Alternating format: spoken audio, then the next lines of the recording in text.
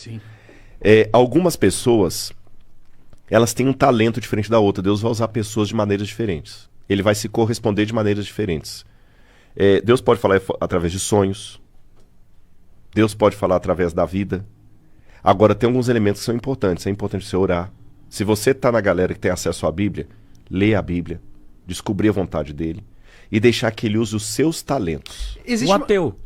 Eu quero saber do chegar no ateu. Perdão, porque eu conheço muito ateu amoroso, gente boa. E aí, ele vai morrer, ele vai pra onde?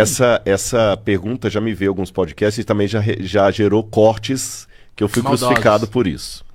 Vamos lá.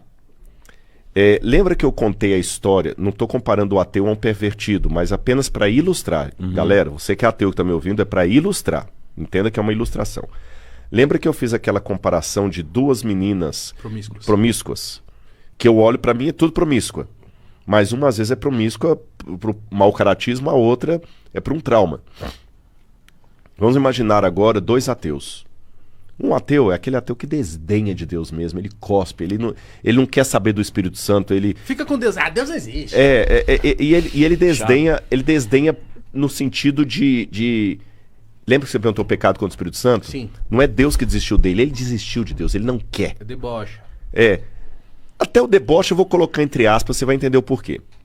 Existe um outro ateu que talvez até também deboche. Por isso que eu acho que não é o deboche que faz a diferença. Entendi. Tem um outro ateu que talvez até deboche.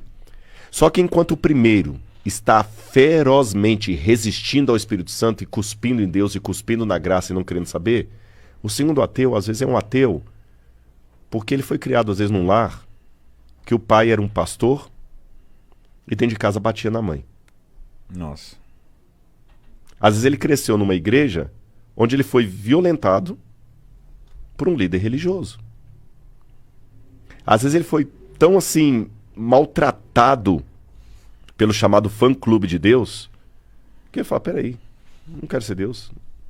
Vou até abrir um parênteses, não de um ateu, mas de alguém que recusou a Jesus por causa dos cristãos, Mahatma Gandhi.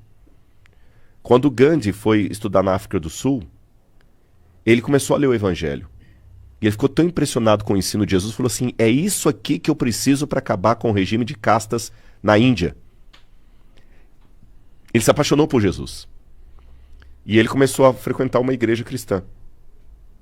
Só que ele foi, tão execrado nessa igreja cristã, ele foi tão ofendido racialmente falando, que ele falou assim, peraí, tem alguma coisa errada.